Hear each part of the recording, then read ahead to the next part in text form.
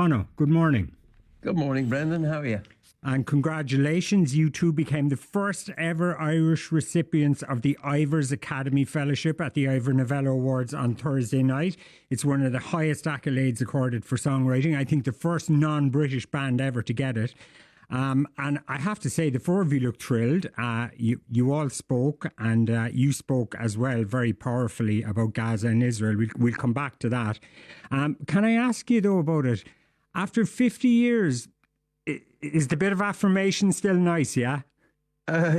Yeah. Yeah. They don't give it up easily over here. And I'm reminded of all those kind of 3-star reviews with Joshua Tree and Acton Baby and all the rest. When you think, oh, none of it matters. In the end, it all washes out. And it really did come forward. I was really staggered by what they had to say, and the feeling in the room was incredible for the four of us. And it was a bit like an Irish wedding, though. Like the four of us went on. And that's what I love about Irish weddings is we go on a bit. And it was funny, and Edge's version of My Way, and not in a shy way. That was great. Larry, his sort of deadpan humor was just great. And Adam, master of ceremonies, doing the thoughtful thing. And yeah.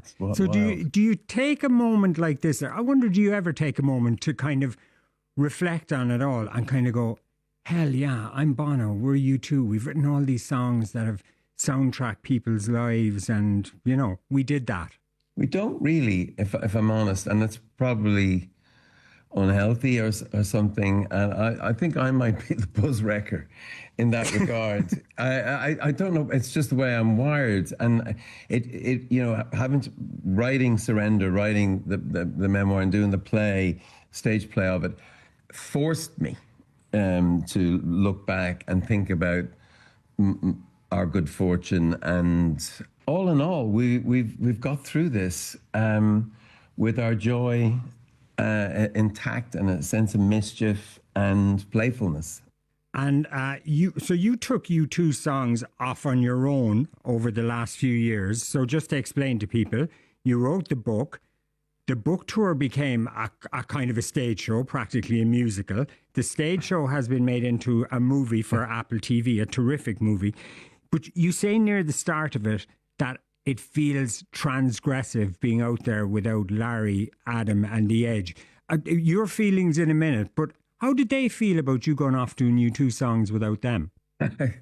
I dread their memoirs. I mean, I don't know. Edge has definitely seen the film. We know that. And okay. What was his comment? He thought my head looked even bigger on the screen there in Cannes, and if that was possible. Larry is more of a Western man. Yeah. I don't think Larry believes that anything I do outside of U2 exists. That's the way it should be. And Adam, yeah, he was good. But all of this is really just the absence of a new U2 album. And everybody knows that. And it's extraordinary to have Apple pay for this and get it on records. My Little Opera. It's a sort of family opera. But I understand. It's the band that gave me permission to sell my wares in other ways, whether it's activism or whether it's tell my story. But I also thought it would help with them, because when you get to a certain sort of level of recognition, it's inevitable you turn into a bit of a caricature, and that doesn't serve you too well either. So I wanted to, shade, draw in a bit and explain to people the ordinariness behind all this extraordinary success that U2's had. And, with the film, I've gone to the next level of I suppose, what Gavin Friday would call insecurity being your best security. I just wanted to let people in, take off the armor and the sword, the shield, whatever you do to protect yourself, out there in the in the world and just talk about my life growing up in Dublin and my family and the very, just the things that made you the way you are. The first time you did it was in the Olympia in Dublin. It was a wild, raucous night. Charlie Bird there taking his bows from the crowd and everything. But you walked out on that stage and you looked a little bit shy and nervous and anxious. And by the end of it, you looked like the happiest man who'd ever been on a stage. So was there a bit of anxiety around doing something like this? Well, my mother's only remaining sister was there, Olive. And that mattered to me a lot.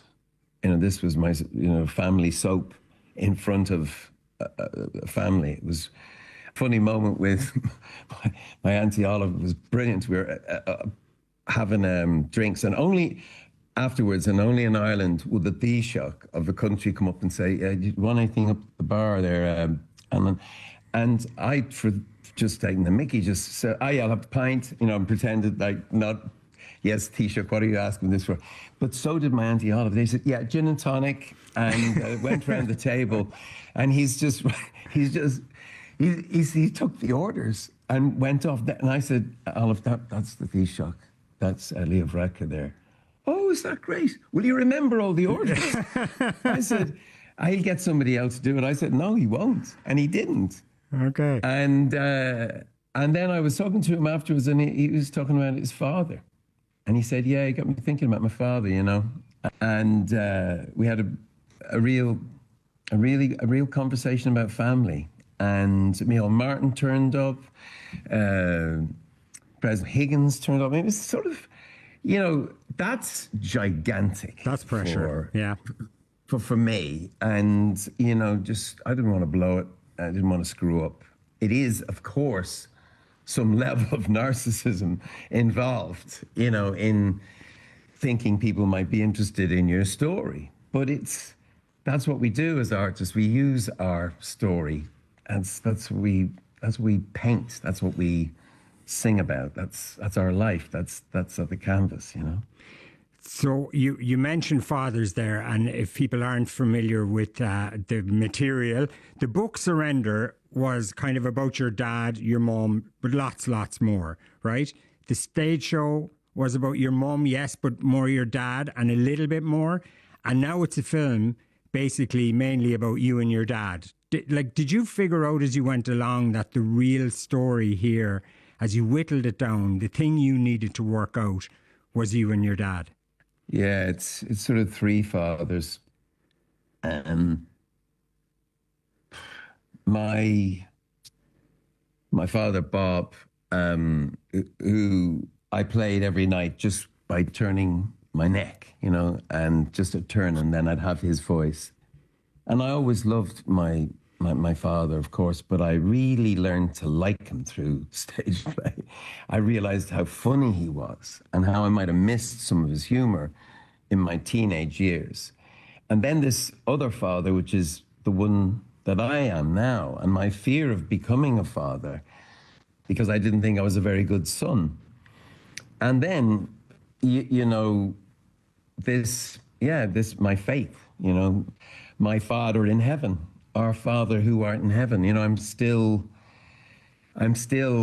involved in that conversation. How's it going? It gets more and more fascinating, and I'm more in awe. I say the Americans have ruined this word, awesome, but we've all ruined it. But the awe is an extraordinary word, and I don't know if you saw the opening of Notre Dame. The reopening, just the feeling of awe. So my father, Bob, as I now understand it, was a very courageous man. He's Catholic, marries a Protestant woman. His own family did not turn up at the wedding. He raises us, me and my brother, Norman, in the Church of Ireland, if that's what my mother wants, and that's what she wants. We go to a little church, St. Canice's, a Protestant church in Finglas, and then he goes 100 yards up the road to the Catholic Church, also called St. Canice, as absurd as that is. But I have found myself completely comfortable in both, not just around Catholicism and its mysticism and its, Gavin again calls it the glam rock of religion, the best stage gear and all that. But genuinely the sort of sense of awe and wonder. And I love that aspect of Catholicism. And yet I also feel really comfortable in the sort of evangelical world of particularly the black church in America, where people just are up freestyling, scriptures, the poetry of them. They're conversant with those scriptures, and I need them. I'm also. I'd be comfortable in a synagogue. I'd be comfortable in Islam. The Sufi singers especially really take me. So I am, I suppose, in that sense, a religious person. And if I don't look like one, or if you bump into me late at night and I'm not acting like one, I would understand you being dismissive of my faith. But it is everything to me, and our family share it, actually. So your father unearthed then. Watching the film, are you still kind of looking for some approval from him that you didn't get enough of when he was alive? Michael Harding has a book. I loved him since the day he died. Like, I wonder, is there an element of that to it, that you needed to work out your relationship with Bob, even though Bob's not there to do it with you anymore? Yeah, I became friends with my father, close friends with my father, after he passed, which is not so smart. But we got on great in one sense. I mean, we'd go to Finnegan's, as I talk about, sit there and sort of not speak to each other. But, there was looks and glances exchanged. My brother was closer, I think, to my dad, and more useful to him as he got ill. But I feel I have my father's approval, and I can move forward with my life. And I've always felt the blessing of my mother. I still get memories that return to me, even though I was 14 when she passed. It's amazing the amount of people in rock and roll who lost their mothers as a teenager, whether it's Paul McCartney or John Lennon. Have you had more memories come back of your mother, like in recent times, ones you didn't have before, yeah? I had one yesterday. Where were we? We were somewhere, maybe it was at the Ivors. I was talking to somebody on the floor, a floor manager, and they were talking about Top of the Pops in the 70s. I said, oh, yeah, I remember my mother just laughing her arse off at Gary Glitter on Top of the Pops. And I said, it's such a strong memory. And I'd lost that memory, and just came from talking with this floor manager. And there it was. And yeah, I see irises everywhere now. On my birthday, I noticed I was in France and there was just this field of irises, and they just come out, and I just thought, oh, I'll take that little cosmic rhyme.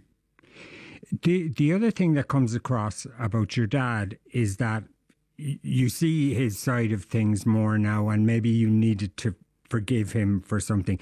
You think now he was forgive me. You think though he was protecting you from having dreams. What do you mean by that? Well, I said this. There's a line I wrote in the book, which is the sense of him was to dream was to be disappointed.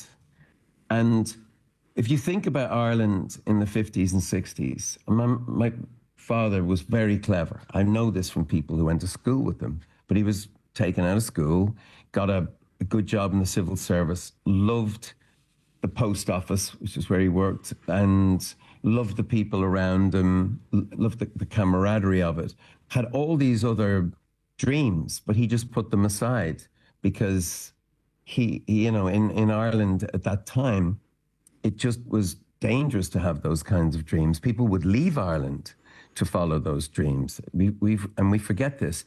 And then the other thing I would say, my mother was totally not ambitious as regards his work. She would say, just take some more time off. You know, we're just not materially ambitious. And that's very impressive. They put their friends first. You know, for me, chasing U2's dreams around the world, you lose touch with some people. And that, you know, for me, friendship was almost a sacrament at a certain point, you know, growing up with Googie and Gavin and Reggie, my mates, you know, I'm still friendly with them, but it's harder to stay in touch. And maybe I thought to myself, God, did Bob make the right decisions, actually? And he really lived his life, and he laughed a lot. And that's amazing. And, you know, he had this beautiful voice, you know, and, you know, he had the Cool Luck Musical Society. He loved that. And he was a proper tenor, he would have said, unlike you. Do you think in a strange way, though, that as much as he was happy with how life had panned out for him, then he saw you, was he jealous of you in any kind of weird way? I don't think so. I don't think so. He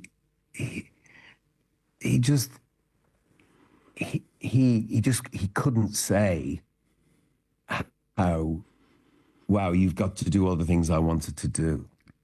Yeah. He just couldn't say that. And that's hard for him though, isn't it?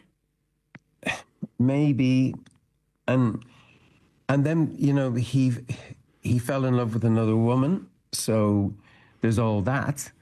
So that's one of the other reasons why we didn't speak about Iris, and so much because he couldn't communicate, and I can see now why he listened to opera. He was living one, and that's why I wanted to do one.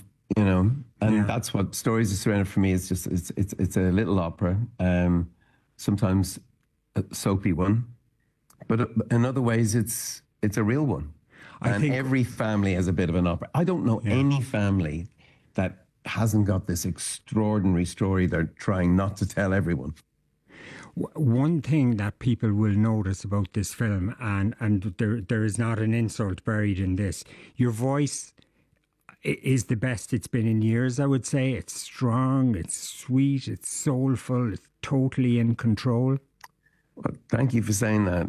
The reason for continuing in U2, each of us has to answer why we would want to take U2 further. I think each band member has in their different ways.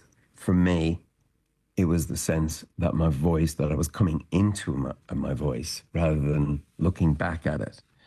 And that I was getting to this place where these songs were really starting to sing me, as we say. You know, it's just, I never thought of myself really as a singer in that sense. I was more of a shouter, came in through punk rock. And, you know, I say at one point, it's not very scientific to suggest that my father gave me this gift in passing of an actual tenor voice. But something changed in me, in my relationship with him, that allowed me to be less uptight and as a person. And I think that's where the singing comes from. That's where the nuance comes from. Or if there's any, you know, sophistication now in my singing, and I hope there's not too much, the instrument is working very well, and I'm kind of reverent about it myself. I'm like, wow. And the other night when we were at the Ivor Novellos, I'm standing there. It's the first time Edge, Adam and Larry and I have stood on a stage in, I don't know how, maybe 5 or 6 years, I don't know. And I just knew that the voice was with me. And I just knew that we made, even with the acoustic guitars, a sound that still had something to say. Yeah. I can't wait for the next U2 album. And I know some of the songs. But as soon as it's out, by the way, I'll never listen to it again. But I'm very excited about it. I'm very excited about the future, and perhaps dealing with the past gets you to the present, which is where, of course, we have to get back to now. But in order to just, think about the sounds of the future. What's the music like? It sounds like four of us in a room at times. And then at other times it sounds like something I've never heard before. The opening song, if it stays the opening song, is called Go. It's an extraordinary introduction, and I would want to be at that gig, and I certainly want to be in that band. And is Larry back to like Full Metal Jacket, 1000% commitment drumming from his injuries? More, yeah, I would say more innovative, more interested in being in the studio for long hours and just going over his parts, realizing that that's how he speaks. I mean, he's very funny at the Ivors and deadpan humor and all that, but his real conversation is the way he plays.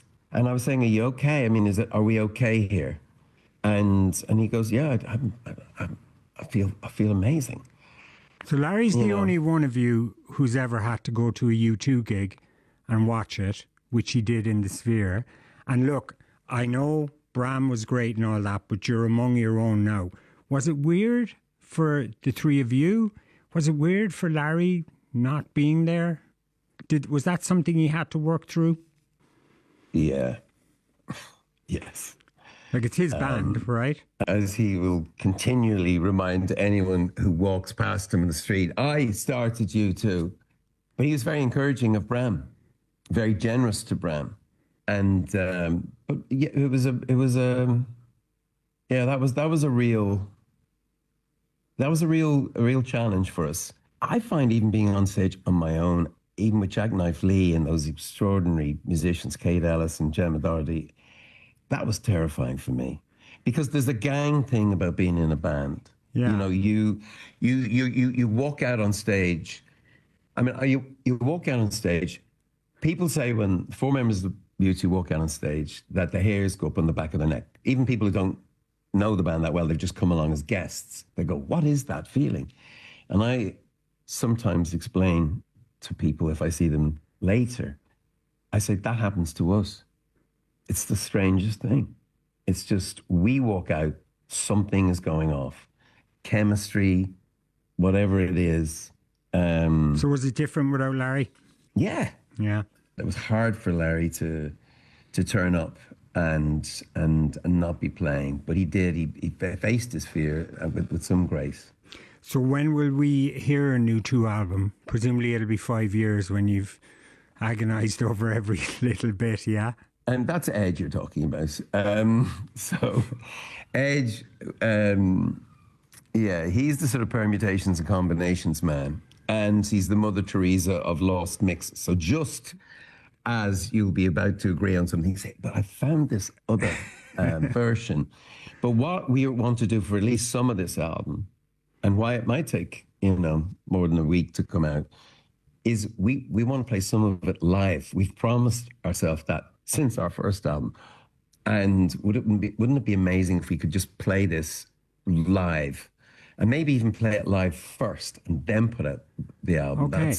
That's another thought we're playing with. So when might we see you on tour then? But that's what I'm saying. We don't know. And could it be next year? I don't know. Could it be this year? Could we turn up somewhere unexpected? Yes. Okay. But announcing a big, how you can't do sort of more mega. Did I just say that? I think I did. You can't do more, sort of sci-fi extravaganza than Sphere. So Okay. we've got to figure out a new way of being on the road and meeting our audience and all of that. Okay, we'll just take a quick break. We'll be back in a minute with Bono. Welcome back. Bono is still with me. Bono, can I ask you about America? Because you've always been very enmeshed, is probably the word, with America. If we think back to the Joshua Tree, that album was nearly called The Two Americas. And on one hand, it was the America of Martin Luther King and JFK. And on the other hand, it was the America of burning crosses and snake handlers. And you presumably thought then, as a lot of people did, that the better angels of America were in the ascendant. Were you wrong? Were we all wrong? What was it Barack Obama said? History doesn't move in straight lines. It zigzags. Let's just hope this is a bit of a zigzag. But the populism that you're referring to, having sort of captured America, is also not far from where we are, Brendan. And I mean, it's made me, as we went into the Cannes Film Festival, I was realizing that festival was set up to fight fascism, because Mussolini and taking over Venice Film Festival with the man with the little moustache and Goebbels, I believe they were choosing best actor, you know, and there's something extraordinary about Europe. And I was talking about that old Winston Churchill phrase, enlarged patriotism, because nationalism, we have to be careful of it. My father used to quote Synge. He used to say, "What is Ireland but the land that keeps my feet from getting wet?" And when they knocked for fact-checking the book, they were looking for this line, and no one said it. My dad made it up. It's a great line. He was trying to coach me in the dangers of nationalism. Yeah. And you know, though, you talk about the original time of fascism, right? And maybe it wasn't at the time, but it seems to us now easier to see which side you should be on, who the good guys and the bad guys are. But for example, you got some criticism for accepting the Medal of Freedom from Joe Biden last year in light of how America was supporting Israel's actions in Gaza. Like, when you look back on that now, do you think maybe was it wrong at this time to take that from America? being a conscientious objector with somebody else's conscience is quite a stretch. I've worked with Joe Biden for 25 years. I worked with him when he was in the Senate on Drop the Debt. I've worked with him on universal access to antiretroviral drugs, on increasing aid flows. This is a man who I have deep respect for and a real relationship with. And, there's other aspects to that which are just inaccurate, and just people just not understanding that these bills, the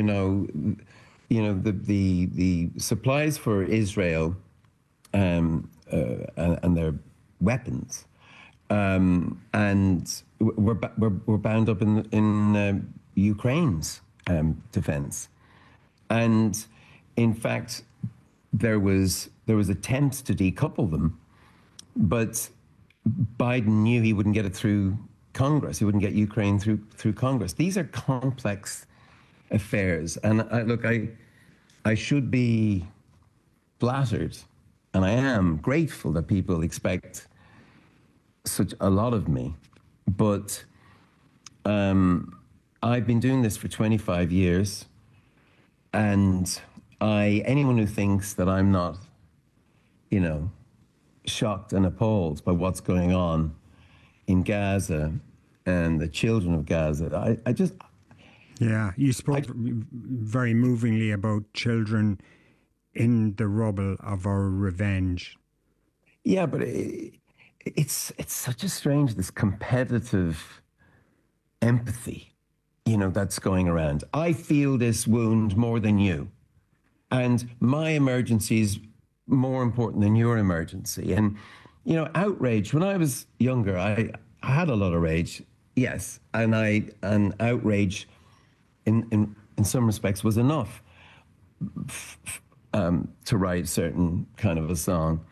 But as I got older, I demanded more of myself. I looked towards outcomes. And so I became that most boring of all things, a single issue protagonist, working with both sides of whatever side there was to get, AIDS medicines to people who couldn't afford them in far off places that didn't vote in America or the UK or wherever. But I know it might be, it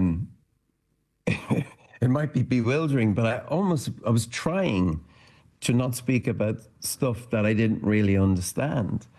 And even my understanding of development issues has, I would say, decreased as I've gotten closer and closer to the music. And, I used to really know what I was talking about when I go into those meetings. And they weren't always with finance ministers or prime ministers or presidents. They were chiefs of staff. I'd go drinking with them. I'd meet them wherever they lived, all over the world. And the One campaign, we had, membership in every appropriators district in the United States. If somebody came out and wouldn't vote for a bill, they come out of their church, we'd have people waiting for them. And so, I was involved, and I am involved in all of that, and I kind of get the realpolitik and the situation that Joe Biden found himself in, and so no, I took that medal on behalf of all those people who don't get medals, the activists, the people who are getting killed now in Gaza in a funny way. It's deeply ironic, and I sat beside, just so you know, because Jose Andres, A, and Bono, B, we were sitting beside each other. And he had lost people that he felt were deliberately targeted. And yet he was going up to say thank you to the American people for their support of World Central Kitchen. And one of the reasons I looked like such a plonker with my hands clasped was that he had blessed himself because he was very emotional about the loss of his people. And I in a split second. But there it is. You do your best. I'm 25 years at this full time, outside of the band, outside of the family. And, I walked down the streets over those 25 years, 26 million lives, according to, the World Bank and whoever else counts this. PEPFAR, George Bush's PEPFAR. I took, I was egged and all the rest of it for standing beside a Republican president as they invaded Iraq. I'm used to this. And I'm sure I brought a lot on the band for that. But there's 26 million people alive now. And people, it's not just for a photograph. We were involved in the design of PEPFAR, the concept of PEPFAR, the execution of PEPFAR. George Bush. PEPFAR, to remind people, is a program that until recently emergency relief for AIDS, where America kept people alive with HIV throughout the world by giving them their drugs every day. Yes, that's right. Exactly that. And is it gone now? It is in real trouble, and it is not irrational for people to say, "Oh, we don't want to spend our tax dollars on people who don't vote and live far away." It's not irrational. I don't think it's smart policy, especially with a continent like Africa that's going to be the center of the world. 1/3 of the world's youth by 2050 will be African. The excitement, the ingenuity.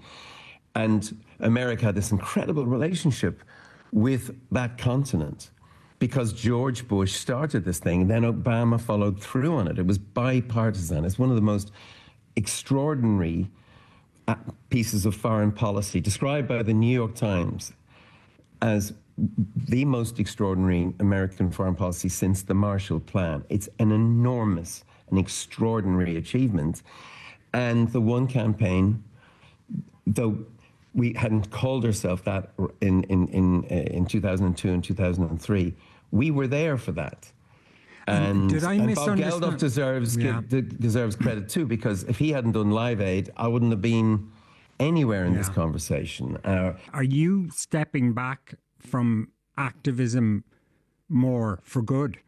The governance of it, the in-depth understanding of the subject that you need to have meetings where you can sit across from lawmakers and really talk in depth is one that I'm not sure I'm capable of whilst being in U2 at the level that now demands. I'm also the wrong sex, perhaps. Actually, more importantly, I'm the wrong ethnicity. It would be just Africans are doing this for themselves now.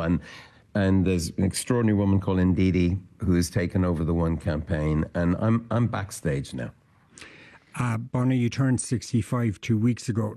Does it feel in any way like a milestone? Does it bring a sense of urgency, things to do, less time left? You think of, our fathers, 65 was when they kind of stopped.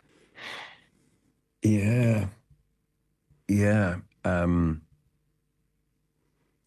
I had the most amazing 65th birthday. I share it with our daughter, Jordan. We were born on the same day.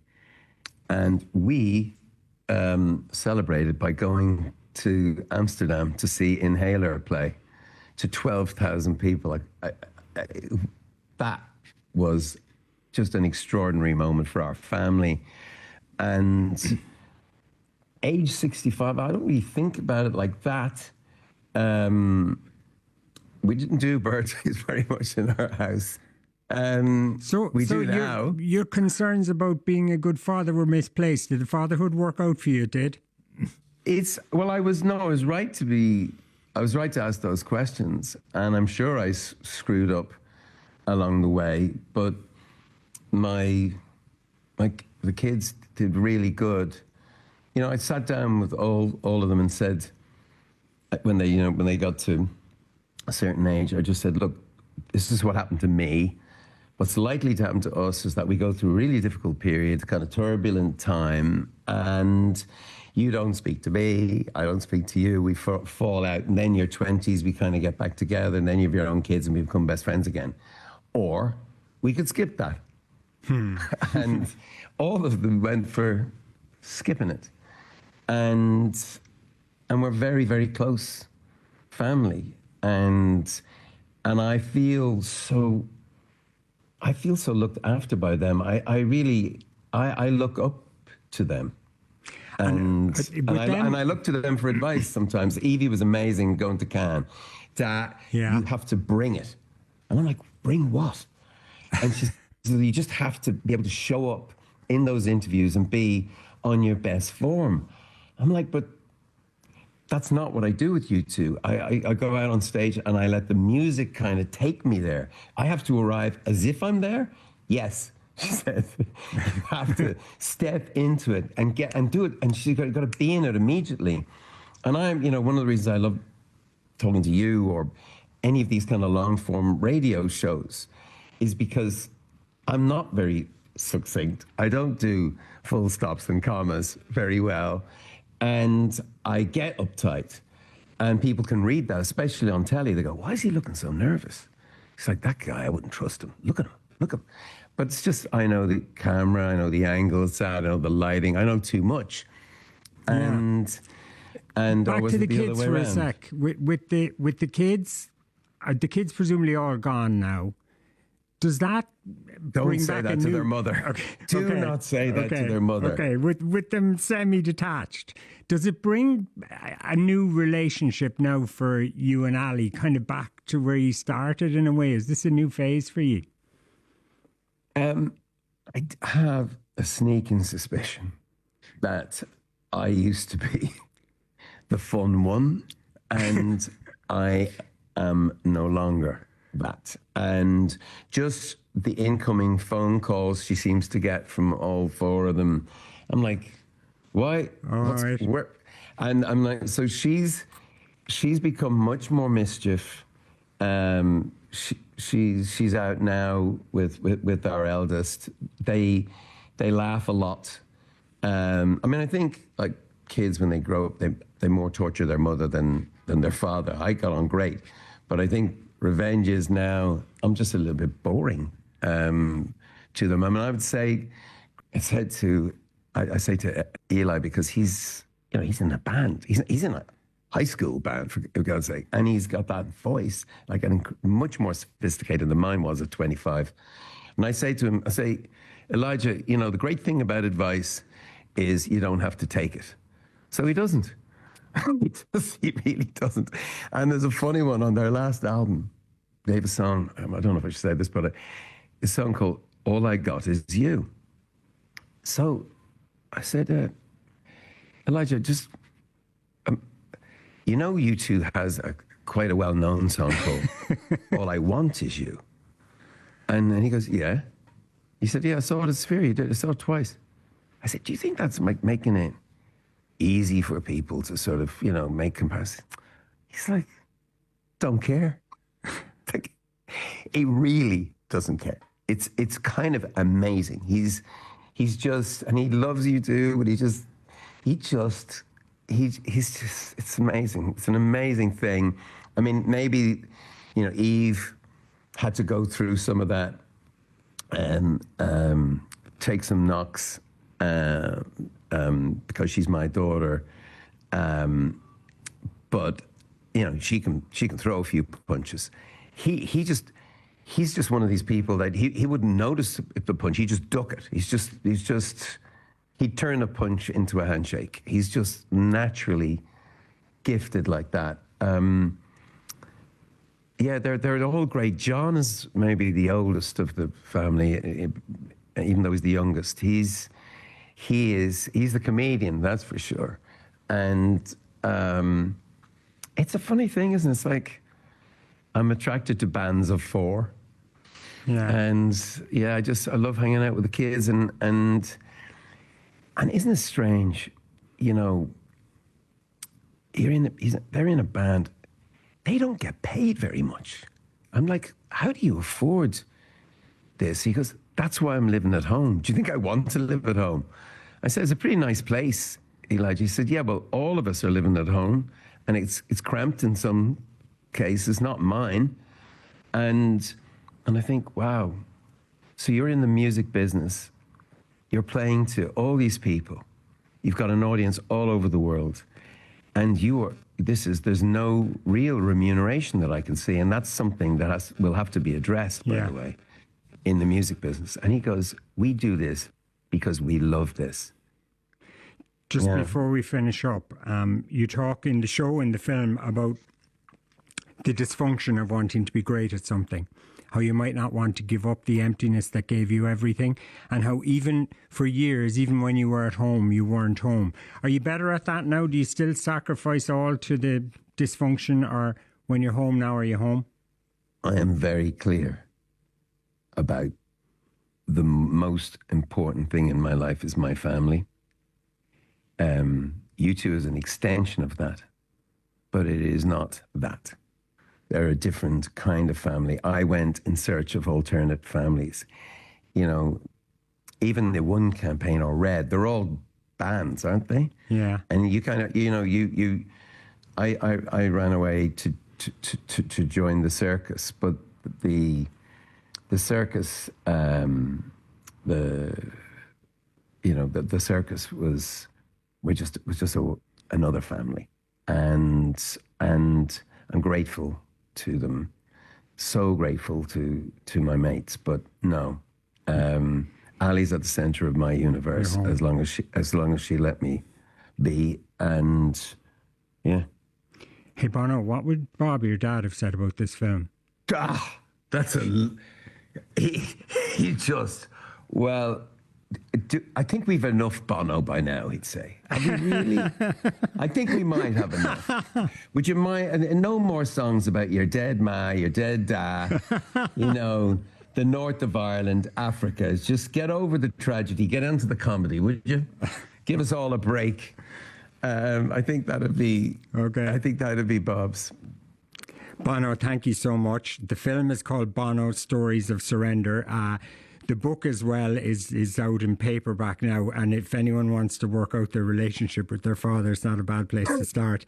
And the film premieres globally next Friday, May 30th on Apple TV. By the way, was that the real you that we see in that show in the film, or is that as close as we get? Yeah. It's funny, Edge went up to Andrew Dominic, who wanted to have more documentary in it. And Edge said, if you think you're going to get a closer version of Bono by sticking a camera in his face backstage, you forget it. This is as close as he is to the person I grew up with. And if the Edge says it, the Zen Presbyterian says it. Okay. You'd have to believe him. Okay, we'll finish on a piece of music, and actually this explains in about 3 minutes everything we've talked about for the last 45. So this is how the film ends, and it's you performing The Showman, and it's quite intimate. I think it's a rehearsal, is it? Yeah, it's in the Teatro San Carlo, which is the oldest opera house in the world. It's there in Naples. The Bay of Sorrento's just behind it, and so I used to meet my dad in the Sorrento Lounge in Finnegan's. And this is The Showman. Yeah. What is it? Baby cries because it's born to sing. Singers cry about everything. Still in the playground, falling off a swing. But you know that I know. It is what it is. It's not what it seems. This screwed up stuff is the stuff of dreams. I got just enough low self-esteem to get me where I want to go. There you go. Bono, thank you. Take it away, The Showman. It is what it is, it's not what it seems. This screwed up stuff is the stuff of dreams. I got just enough low self-esteem to get me where I wanna go.